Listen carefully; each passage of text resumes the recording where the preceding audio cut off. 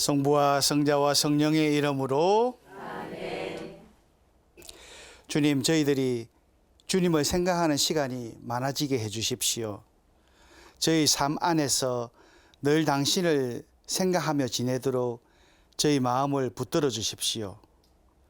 하여 때마다 일마다 주님 사랑을 기억하며 감사의 언어를 사용할 수 있게 해주십시오.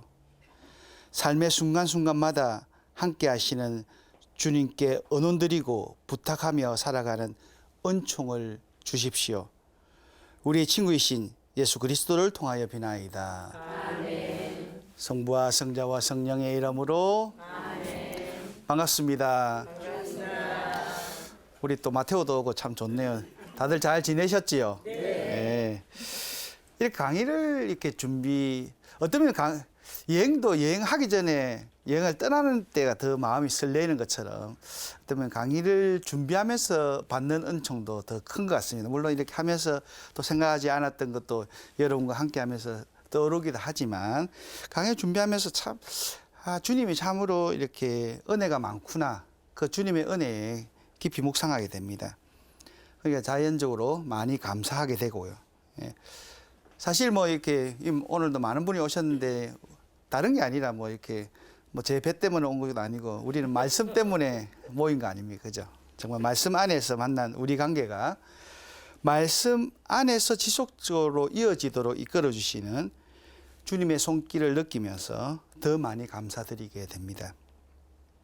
오늘도 우리 모두의 삶이 더더욱 주님의 꿈을 이루어 드리는 도구로 사용되기를 간절히 청하면서 이 강의를 준비했습니다. 오늘은 느헤미야서 이야기를 할 건데 얼핏 여러분 느헤미야서를 이렇게 읽어보시면 참 느헤미야는 뭐 때문에 그렇게 하나님 은혜를 많이 받았을까? 특별한 은혜가 주어지고 특별한 하나님의 배려가 있다라는 것을 참 그래서 복이 많구나 이런 생각이 듭니다.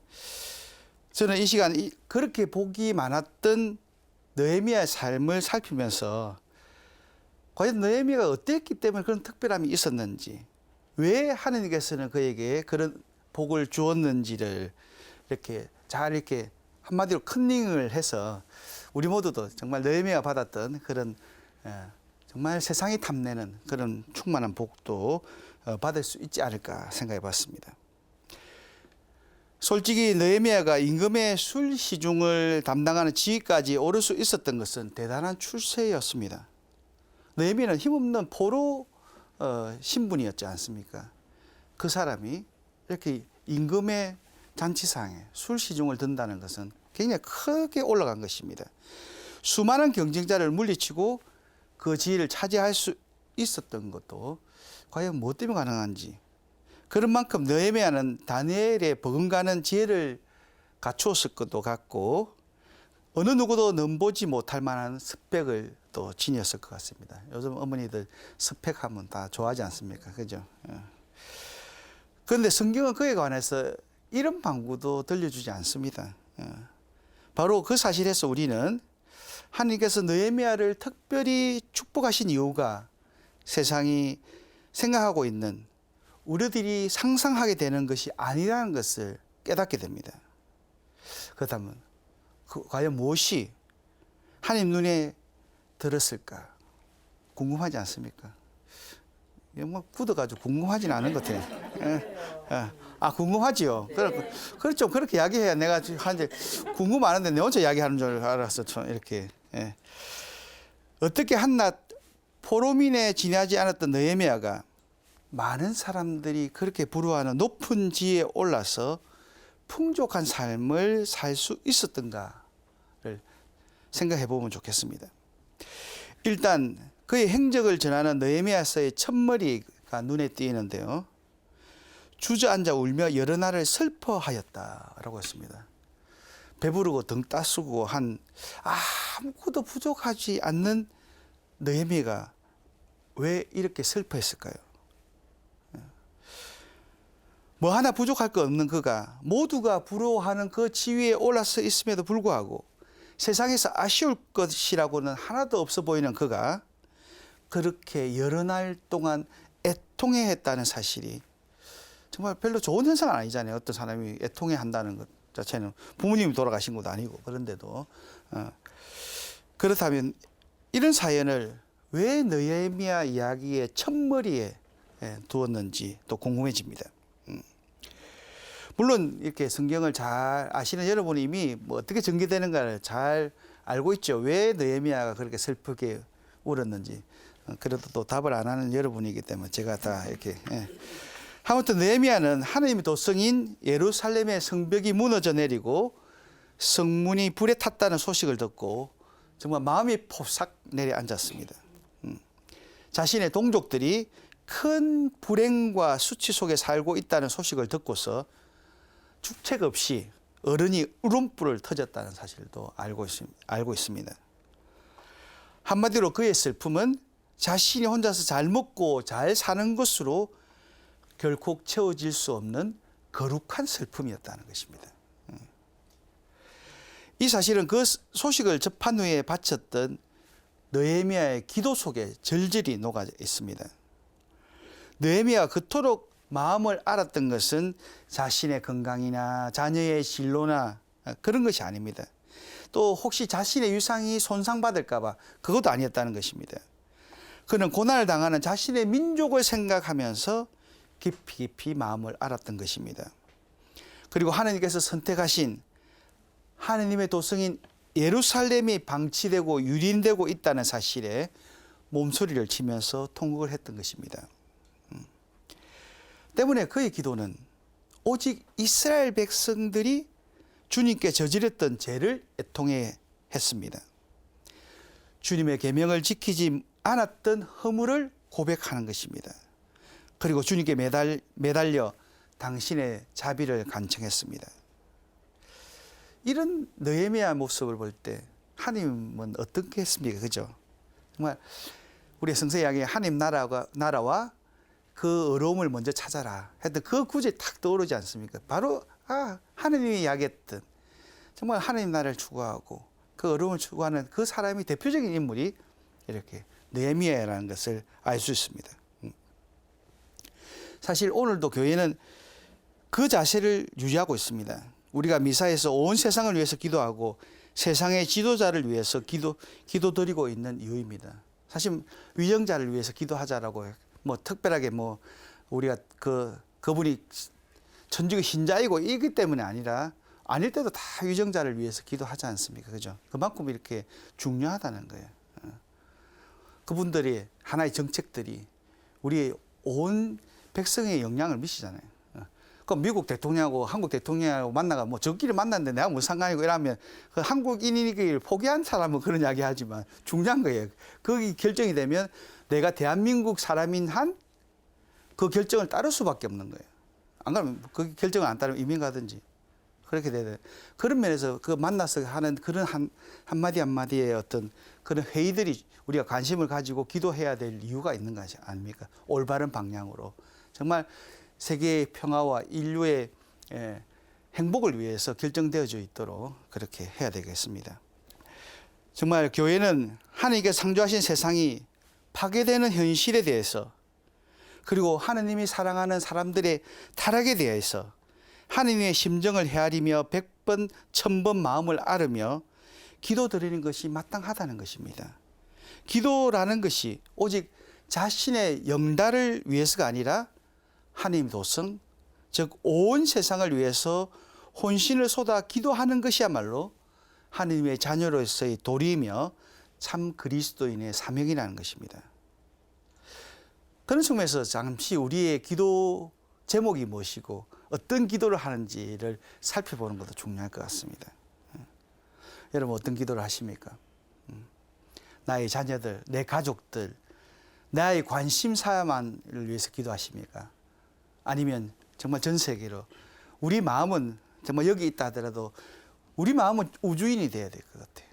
지구 전체를 위해서 또 전 우주를 위해서 기도할 줄 아는 그런 너른 마음을 가져야 되겠습니다. 뭐 여러분 얼굴 보니까 잘 하시는 건네. 예.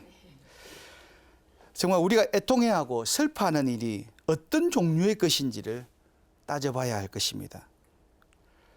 기도를 바치면서 제일 먼저 생각나는 게 무엇입니까?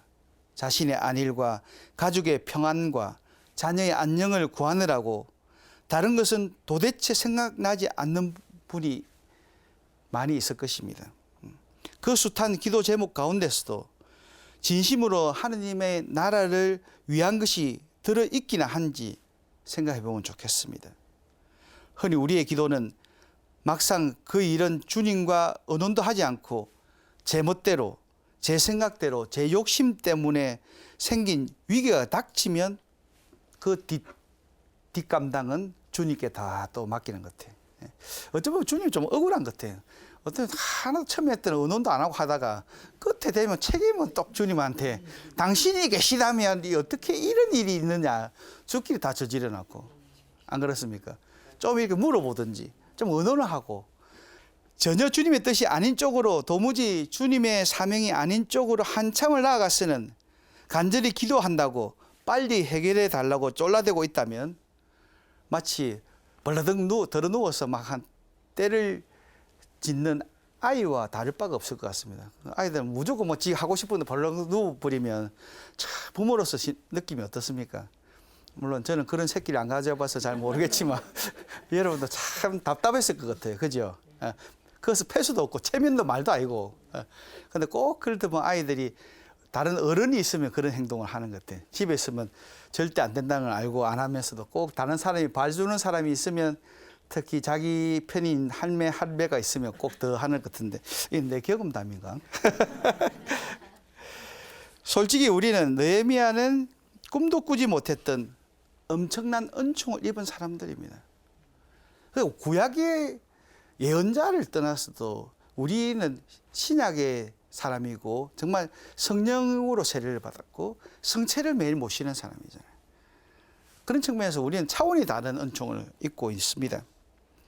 주님의 그 은혜를 기억하는 것만으로도 주님께서 우리에게 명하시고 행하기 원하는 일이 뭔지를 헤아려 행하지 않을 수 없게 될 것입니다. 아마도 틀림없이 느헤미야처럼 기도해야 그리스도인이라고 하겠습니다. 느헤미야처럼 하나님 성전을 위한 일이라면 막노동도 서슴지 않고 선두에 나서서 열심히 일할 것도 분명하다는 뜻입니다. 그렇게 생각하니까 참 우리 믿음 수준이 주님 앞에서는 많이 부끄럽다는 것입니다. 그런데 예수님께서는 나를 믿으라는 말보다 나를 따라라라는 말을 더 많이 쓰십니다. 그러니까 주님께서는 당신을 믿으면서 당신의 뜻을 행하지 않는 신자가 아니라 당신의 뜻을 꿋꿋이 살아내는 제자로 살아주기를 원하신다는 것입니다. 이런 사실은 부활하신 주님께서 베드로에게 거퍼 나타나서 뭐랍니까? 네 그때 배신 안 한다 했지만 배신했지? 라고 묻지 않습니다. 그 고백해라가 아니라 너 나를 사랑하느냐라고 물으십니다. 지금도 예수님은 뭐라고 물어보겠습니까? 부활하신 예수님이 베드로에게 그렇게 뭐 농담으로는 조이금 많이 들어왔더냐고 물어봤다고 이야기도 했다던데 인자사에 웃고 이러면 없잖아요. 부활하신 주님께서 오늘 우리에게 이제부터 꼬박꼬박 성당에 출석하겠느냐라고 물으시겠습니까? 이제부터는 헌금을 더 많이 바쳐라 그렇게 물으시겠습니까? 이제부터는 기도를 더 많이 길게 하라고 그걸 요구하지 않습니다. 나를 사랑하느냐.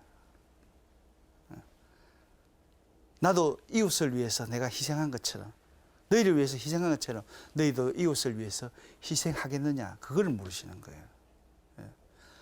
그러면 헌금도 하고 이런 나머지 것은 부차적으로 따라오는 것이지 나는 뭐 헌금 많이 했으니까 기도하고 있으니까 내가 뭐 아무것도 다른 거 안 해도 된다 이런 의도가 아니라는 거죠. 그렇죠? 정말 예수님께서는 마지막 날 물어보는 순간 너 얼마나 사랑하고 살았느냐 그걸 물으실 것 같아요. 그럼 저희들 최선을 다해서 노력하려고 했습니다라고 할 수밖에 없는 거. 하나님 진짜 잘했어요. 이렇게 과연 할 수 있는 분이 얼마나 있겠습니까? 그죠? 정말 주님께서 우리에게 언제나 사랑을 실천하며 지낼 것을 요구하십니다. 주님께서는 기도보다 헌금보다 미사에 빠지지 않는 일보다 당신을 따르는 사랑의 삶이 가장 소중하다는 것은 변치 않는 진리입니다. 그래서 나중에는 희망과 믿음은 다 사라지겠지만 사랑만이 남을 것이다 라고 하지 않습니까? 사랑은 왜요? 하느님과의 살아가는 방법이기, 삶의 방법이기 때문입니다. 그러니까 이 지상에서 잘 이렇게 연습해야 천국 가서도 어색하지 않습니다. 사랑하지 않았다면 천국 가서도 뭐 내가 죄는 안 짓고 정말 열심히 살았지만 사랑하는 걸 모르면 천국 가서도 굉장히 어색할 것 같아. 아닌가? 그죠? 그러니까 사랑 연습을 잘 해야 되는 거예요. 정말 이런 데서 주님과 우리의 괴리가 발생합니다. 느헤미야와 우리의 차이도 뚜렷이 드러납니다. 흔히 우리는 미사에 빠지지 않는 것으로, 헌금을 바치는 것으로, 가끔 시간이 있으면 기도하고 성경 읽는다는 사실만으로 그리스도인의 특혜를 청하기 일쑤이기 때문입니다. 그런 까닭에 걸핏하면 주님께 서운합니다. 내가 이렇게 노력했는데 답이 없다고. 미사도 빠지지 않고 헌금도 꽤나 바치고 금식 기도까지 마다하지 않았는데 어찌 그럴 수 있느냐는 원망이 생깁니다. 주님의 응답이 영 시원찮아서 못마땅해 합니다. 이런 우리의 모습이 결코 낯설지 않으니 이 또한 매우 부끄러운 사실입니다. 우리가 진정 주님의 자녀라면 그분의 은혜로 구원받았다는 그 사실만으로도 기쁘게 한이 없을 것입니다. 주님의 충실한 제자로 살아간다면 당신의 사명을 실천하는 것 외에는 바오로 사도가 이야기하는 것처럼 모두를 쓰레기처럼 취급할 수 있다는 거예요. 언제 어디서나 무엇이 하든지 주님을 따르는 당신 제자로서의 위상을 손상시키지 않아야 할 것입니다. 그러면서 우리 신자들이 정말 당당하면 좋겠고 떳떳하면 좋겠어요. 우리 아버지가 정말 하시니까 그죠? 정말 이렇게 어디 가든지 비록 내 안에 내 주머니에 돈이 없고 뭐 하더라도 경제적으로 내 학벌이 좀 낮다 하더라도 그리스도인이란 그 자체로 좀 당당할 수 있으면 좋겠어요. 사실 나중에 뭐 다 하기 이런 거 해봐야 나는 나이 어느 나이 되면 다 평등해지잖아요, 그죠? 그거보다는 정말 삶의 지혜가 묻어나야 돼. 여러분 또 얼굴에도 정말 이분이 참 잘 살았구나 이런 느낌을 줘야지 뭐 늘 안 그러니까 뭐 조금 있으면 자기가 내가 왕년에 뭐 했니 자꾸만 자랑하잖아요. 예. 그럼 그런 사람들 보면 좀 안 왔으면 좋겠죠, 그 자리에. 그런 자꾸 자랑하는 사람들은. 그런 거 안 해도 이렇게 인품이 있으면 다 드러나잖아요. 그죠? 그러니까 우리 입으로가 내가 뭐가 했나 아니라 정말 삶으로서 이렇게 풍겨 나오는 그런 그리스도의 향기가 더 중요할 것 같습니다.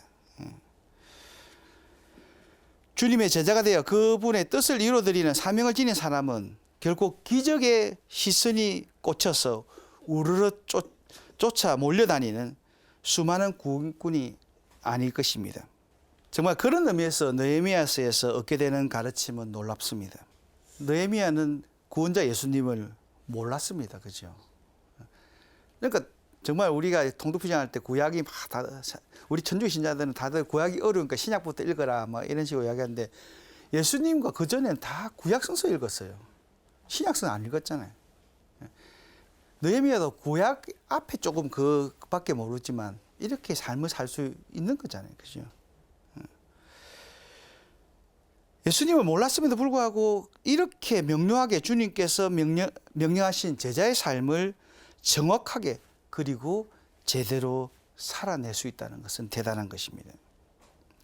성경은 바빌론에서 정복당하여 포로살이를 하던 유다 백성들에게 고레스 칙령이 내린 사실을 전합니다. 그 칙령은 원하는 사람은 누구나 이제 고국으로 귀환해도 된다라는 칙령이었습니다. 그 칙령이 발표됐을 때 많은 사람이 기뻐하면서 이거는 틀림없이 하나님의 은혜이다. 예. 놀라서 뛰고 너무나 감사해서 어쩔 줄 모를 만큼 엄청난 주님의 선포였습니다. 하지만 우리는 두 발은 이 땅에 딛고 사는 사람들입니다. 그것이 고국으로 귀환이 간단한 문제가 아니라는 거예요. 이 은혜를 놓칠 수 없다고 신바람이 났겠지만 당장에 살던 고장을 떠날 결심을 내리는 일은 결코 쉬운 일이 아닙니다. 한마디로 그럭저럭 자리 잡은 삶의 근간이 흔들리는 사건이 바로 하느님의 뜻으로 드러난 것입니다. 여러분 같으면 어떻겠습니까? 어떤 결정을 내리겠습니까? 지금 여기에서 마련한 모든 것은 두 세대가 지나는 세월이 걸쳐서 이루어낸 땀과 눈물의 소산입니다. 그런데 주님께서는 이 뿌리를 다시 뽑아서 다시 옮겨가라고 말씀하시는 것입니다. 이렇듯 고국으로의 귀환은 모든 것을 버릴 수밖에 없는 손해였을 것이 분명합니다. 맨손으로 다시 시작해야 하는 막막하고 험난한 도전이었음이 분명합니다. 또 생각해 봅시다. 당시 수사성은 최고의 도시였습니다. 큰 도시에서 생활하던 그들의 입장에서 예루살렘으로 돌아간다는 것은 시골 살이를 또 해야 된다는 그런 말도 아니겠습니까? 더욱이 많은 아이들은 지금 뭐 남북이 통일되면 막 가겠다니 어르신들은 가겠다지 뭐 전혀 북한에 대해서 모르고 이런 나만의 편안한 삶을 살다가 과연 이렇게 가서 우리도 통일이 되면 사제들이 뭐 가야 된다 할 때 모르겠습니다. 저한테 북한 가서 사제할래 할 때 선뜻 대답할지 안 할지는 그때 가서 고민해봐야 될 것 같아요. 지금 뭐 해봐야 뭐 커서 치봐야 아무 이루어지지 않는 일이니까 과연 그 순간에 내 모든 것을 버리고 정말 북한에 가서 선교한다. 이것이 쉬운 일일지 그건 또 생각해봐야 될 문제 아니겠습니까? 그죠? 보니까 여러분은 다 선뜻 가서 선교도 하겠네. 저는 그만큼 믿음이 없어서 정말 그러니까 전혀 이렇게 예루살렘에 대해서 이야기만 들었던 그런 청년들은 그냥 할아버지 할머니 그 믿음의 행위로 고리타분하게만 받아들이지 그것이 뭐 정말 피부로 다가오지 않을 수도 있는 사건이라는 것입니다. 그런 탓인지 사실 귀환했을 때 소수만 귀환을 합니다. 모두가 다 갔을 것 같은데 특히 이스라엘 백성들은 그런 민족성이 굉장히 강하기 때문에 다 갔을 것 같은데 극히 소수만 예루살렘으로 3차에 있어서 간다는 거예요. 그것만 보도 드러나지 않습니까? 그죠? 아주 소수 하느님 백성의 정체성을 찾기만을 원했던 사람만이 선택합니다. 민족의 예배 공동체를 건설하겠다는 투철한 목적의식을 가진 사람만이 기항을 결심하고 감행했다는 것입니다. 그만큼 쉽지 않는 문제라는 거 아니겠습니까? 다시 우리가 살아가고 있는 믿음이 어디쯤에 자리하고 있는지 살피게 됩니다. 오늘 주님께서 당신의 뜻을 이루기 위한 방법으로 지금 가진 것, 지금 지닌 것, 지금 누리는 모두를 버리고 돌아서라고 말씀하실 때 어떤 응답을 드릴지 생각해 보게 됩니다. 느헤미야처럼 부귀보다 명예보다 권력을 소유하는 일보다 편안한 삶을 살게 되는 것보다 하나님 뜻이 손상되지 않기를 바라고 청하고 있는지, 하나님 기쁨이 아니라면 그 무엇이라도 자선해 두는 지혜를 갖고 살고 있는지, 이것저것 따지지 않고 허벌판이 된 예루살렘으로의 기항을 서둘렀던 이들처럼 자신의 안락함에 앞서서 교회의 남루함에 마음을 앓으며 울면서 탄식하고 있는지, 진심으로 하나님의 교회를 위해서 울면서 금식하고 기도한 적이 있는지. 저는 하나님께서 성경에 이스라엘 땅으로 귀환하라고 모여든 가문 모두를 일일이 기록해 놓으신 사실에서 우리가 하나님 뜻을 위해서 결단하는 일이 그분께 얼마나 소중한지를 깨닫게 됩니다. 우리가 그분의 뜻에 깨어 살아가기를 얼마나 간절히 원하시는지 깨닫게 됩니다.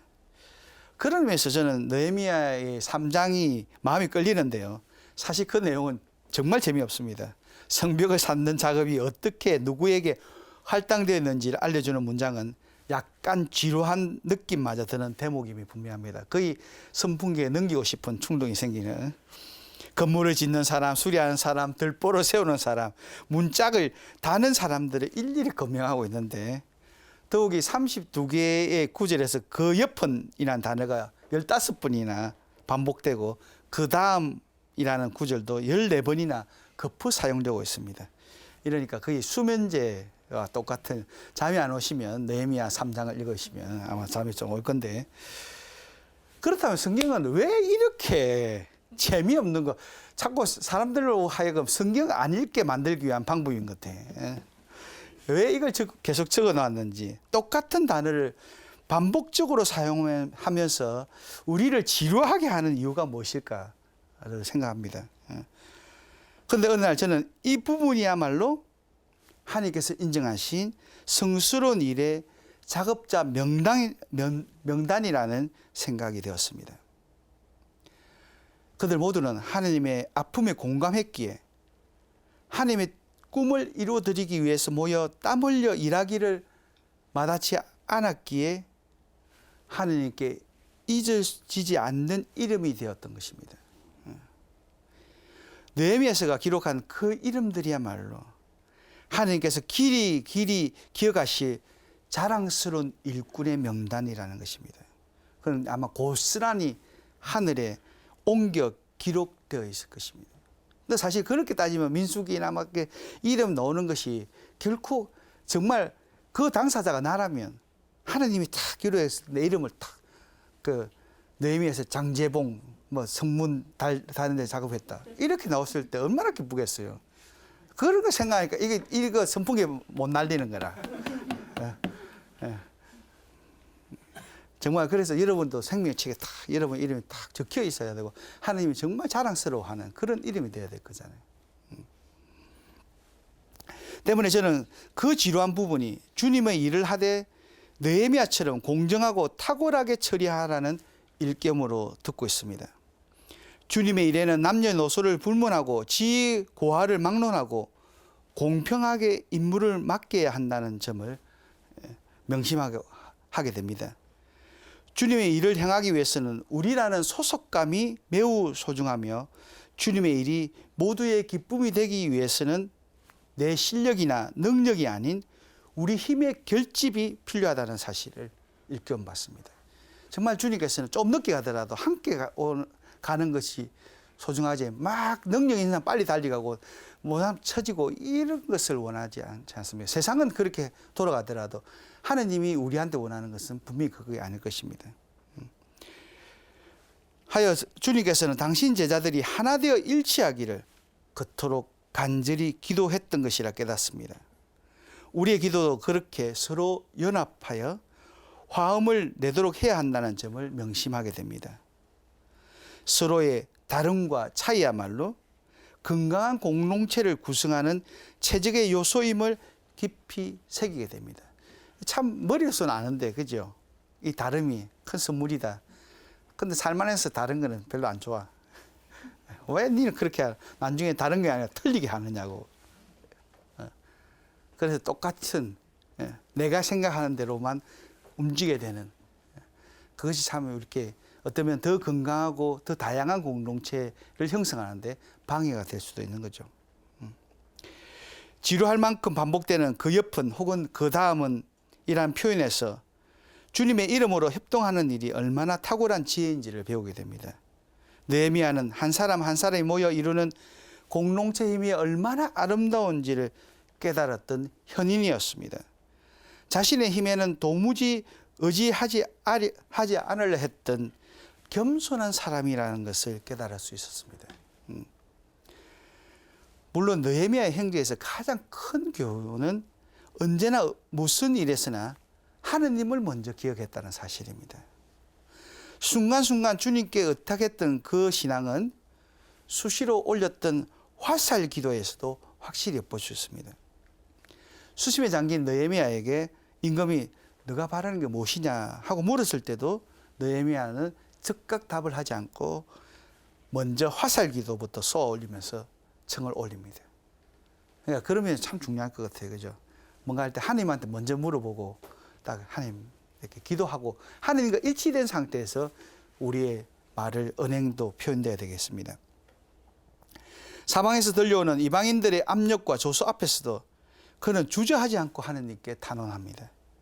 느헤미야는 진심으로 매 순간마다 하느님을 의식하고 의탁하는 참된 신앙인이었다는 것입니다. 그 중요한 건 또 하느님이 해야 할, 하느님께 맡겨드리 우리의 의탁할 몫과 자신이 처리해야 할 일을 명확하게 파악했다는 것입니다. 정말 느헤미야는 하느님을 향한 믿음과 충성심과 지혜가 확실히 이런 것보다도 딱 몸에 배겨 있다는 것입니다. 어쩌면 그토록 하느님 뜻에 충실했던 느헤미야에게 또 갖은 시련이 닥쳤다는 사실이 의아합니다. 진심으로 충실하게 하느님 일에 매진했음에도 불구하고 하느님께서 느헤미야 일이 술술 풀리도록 특별 조치를 또 취해주지 않았어요. 참 하나님 보면 그것도 좀 답답한데 좀 잘해주면 될 건데 이러면 우리도 쉽게 느헤미야처럼 뭐 하면 모두 술 풀린다 이러는데 계속 어려움을 주잖아요. 정말 하나님 믿고 하나님 뜻에 따라 틀림없이 하나님을 위한 일을 계획하고 행했던 느헤미야의 그런 시련과 고통을 방광하는 모습을 볼 때도 우리는 또 의아스럽게 됩니다. 이방인들에게 해방을 당하고 심지어 비웃음까지 당하고 따돌림을 당하는 수모를 겪고 있는데도 방치하십니다. 느헤미야의 입장에서는 얼마나 억울하고 분통 터지는 상황이겠습니까? 그는 하나님께서 세상을 구원하기 위한 하나님의 방법을 몰랐던 구약의 사람이니까 당신 아들 예수님의 고통을 통한 하나님의 구원 계획을 알지 못했습니다. 그러니까 고통의 신비를 시도 때도 없이 되뇌이며 기도하고 지내면서도 걸핏하면 이게 뭐냐고 나한테 이럴 수 있냐고 따지기 좋아하는 우리 입장에서 보면 더 그렇습니다. 우리는 그 고통에 넘어서의 하나님의 계획이 있는 것을 더 잘 아는 그리스도인이잖아요. 느헤미야는 그런 고통의 신비에 대해서도 잘 모르는데도 이것을 행했다는 것입니다.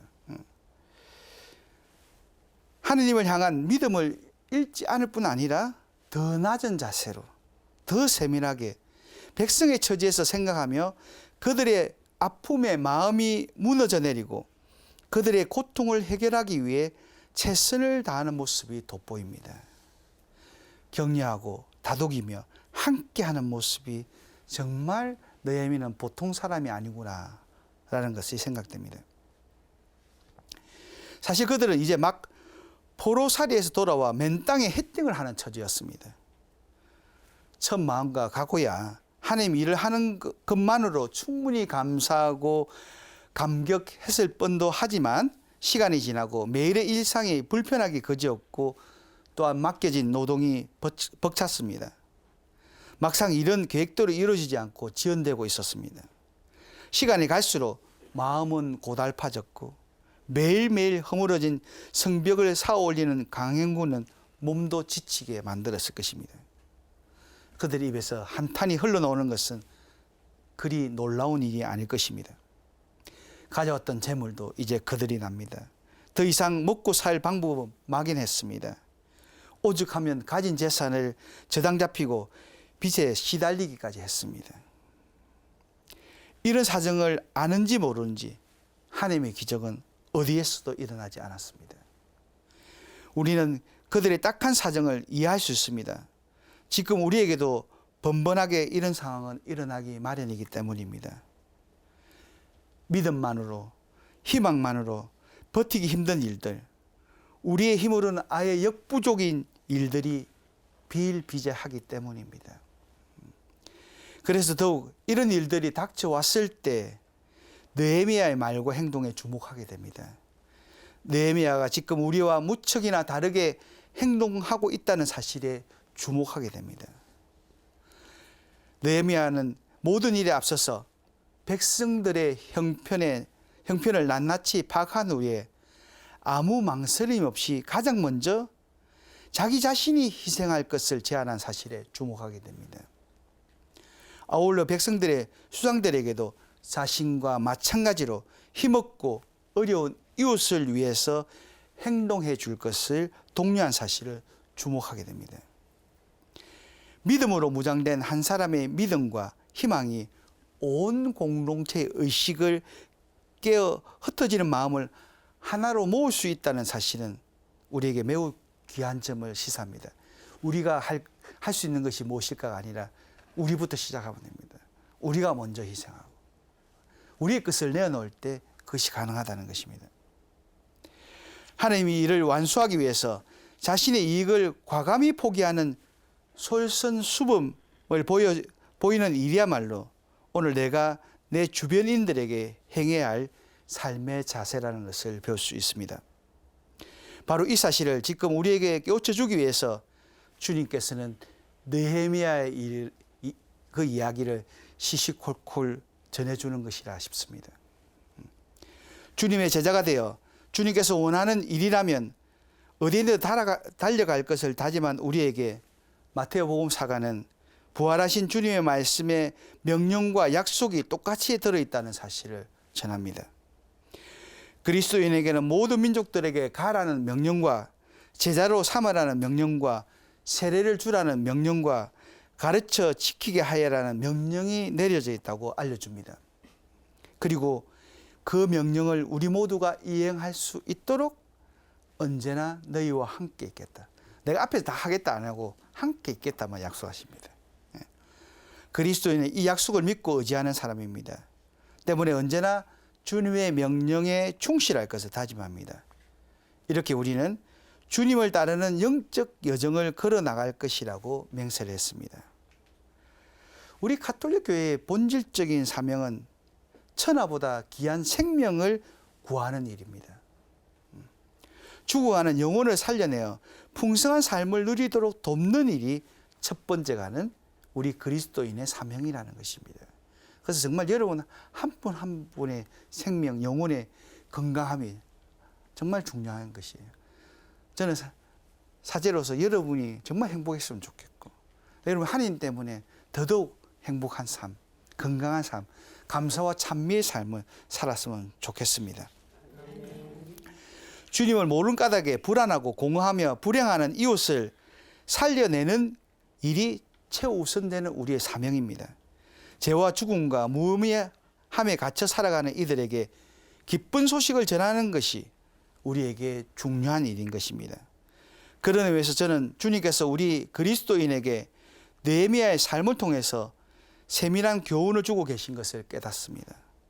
우리에게 방대한 성벽 공사를 단 50일 만에 마쳤던 느헤미야의 열정과 내내 굳건했던 느헤미야의 그 믿음을 배우라는 근거라고 생각됩니다. 정말 그런 면에서 우리가 배워야 할 비결이 무엇인지 생각해 봅시다. 저는 느헤미야에서 건져지는 가장 묵직한 교훈은 느헤미야가 예루살렘 성이 폐허된 현실에서 깊이 느꼈던 슬픔이 결국 일시적인 감정이 아니었다는 것입니다. 또한 하나님의 도성을 다시 쌓아 올리기 위해서 머릿속으로만 궁리한 것이 아니라 굳은 일도 마다하지 않고 앞장서서 팔을 걷어붙이고 함께 노역을 감당했다는 점도 기감이라 생각됩니다. 그리고 믿음이 약한 이들을 끝까지 격려하고 독려하며 이끌어갔다는 사실을 빼놓을 수 없습니다. 그런 결과 마침내 모든 이스라엘 백성들이 회개하도록 이끌 수 있었습니다.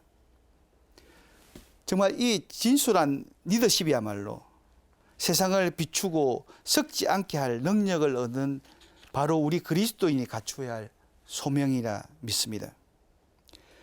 때문에 저는 여러분 모두가 이 방송을 보는 모두가 그 느헤미야의 자질을 고스란히 닮았으면 좋겠다는 기도를 하게 됩니다. 더불어 느헤미야처럼 저도 거룩한 일을 위해서만 마음이 아팠으면 좋겠습니다.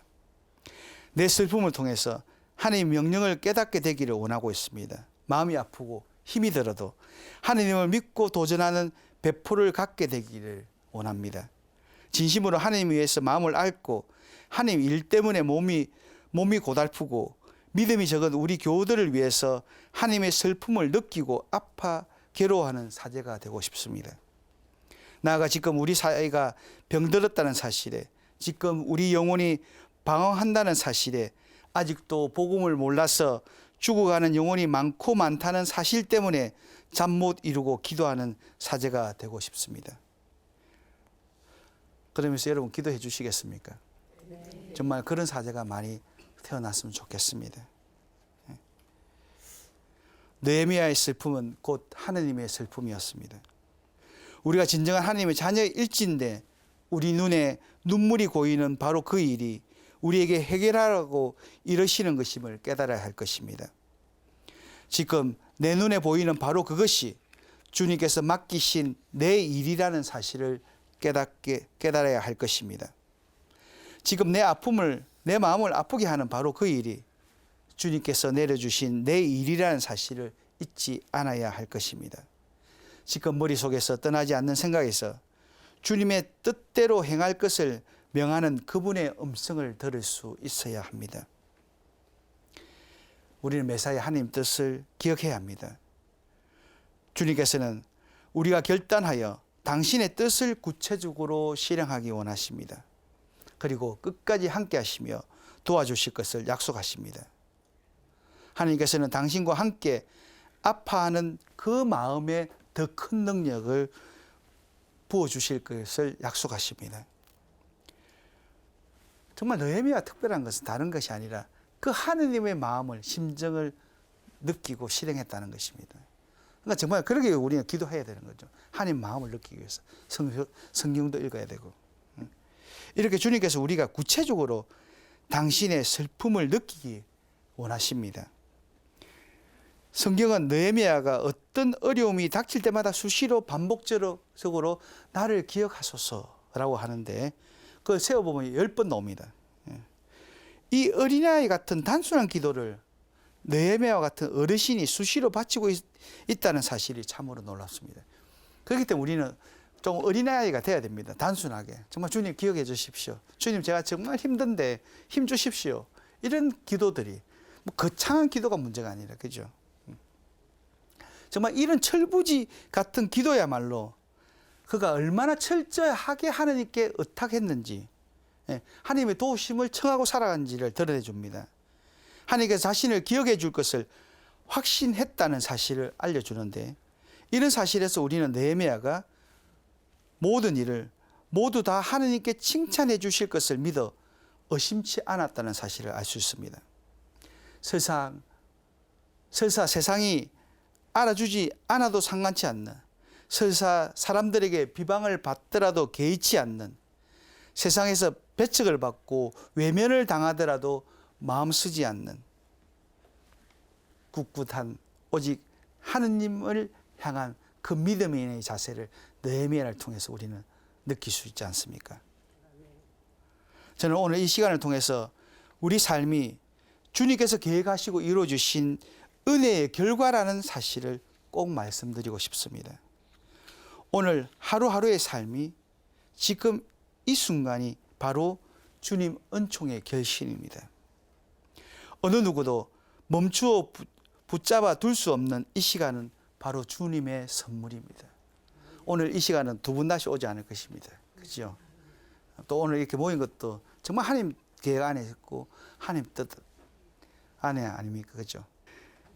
이는 여러분에게서 나온 것이 아니라 하나님의 선물이다.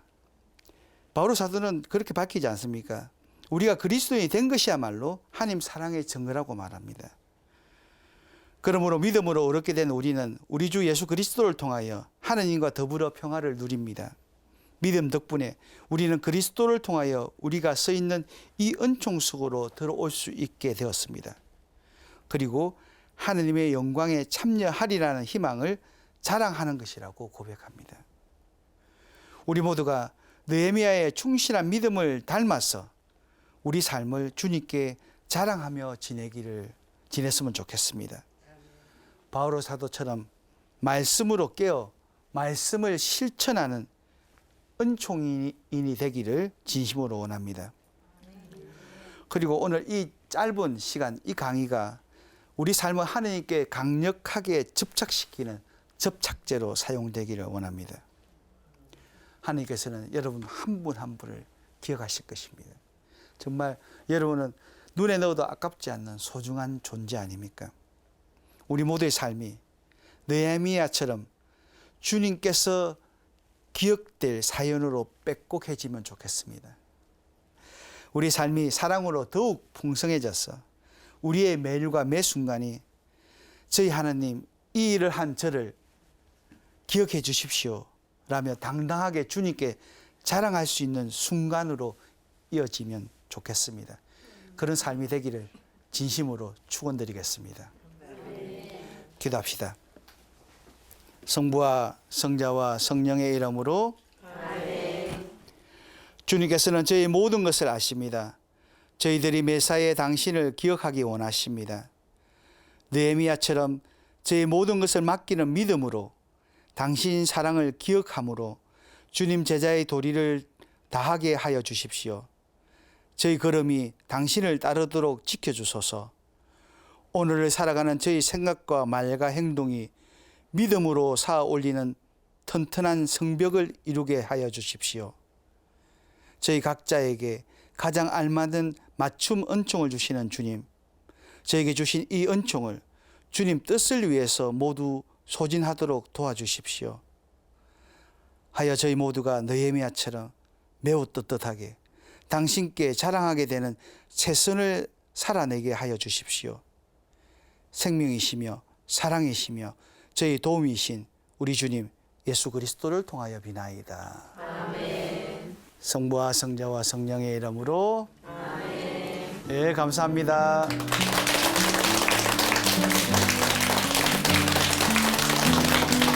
아이고, 우리 마태도 수고했어.